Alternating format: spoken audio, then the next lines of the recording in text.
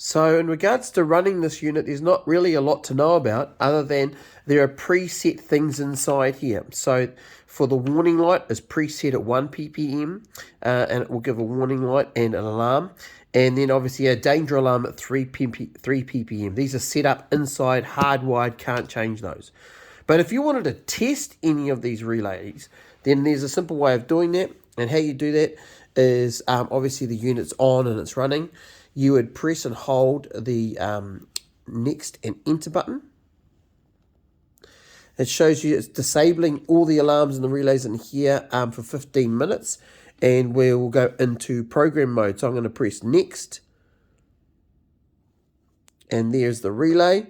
And this says RLY. This is because I want to test the relays. And to do that, I'm then going to press enter.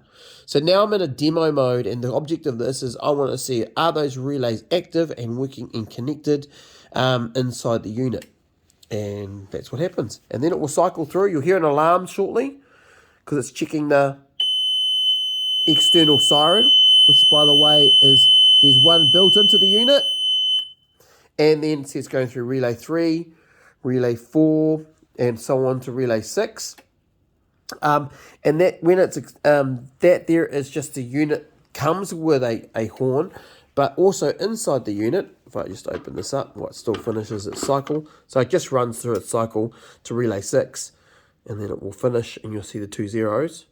So that's one way just to send a little, hey, can I check that this unit's doing what it's supposed to do? How do I check these relays are active? Well, that's how you do it, that little simple demo test. And inside here are those various relays. So we've basically got relays 1, and well, this is where the terminations are for connecting all the bits and pieces. And this is also where you would connect all the bits and pieces if you wanted to do an external siren or a strobe light when the alarm went off. That's where you'd connect them in there. And in the manual, it gives you all the details for where to connect it and so forth.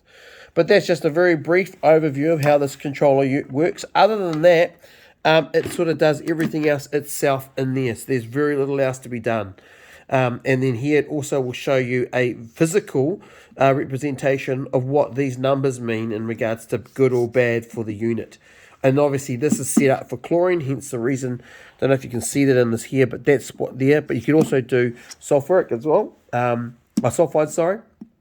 So yeah, that's basically the unit and how she operates. Simple and ready to go as soon as you put in the 1, 2, 3 parts. Epic.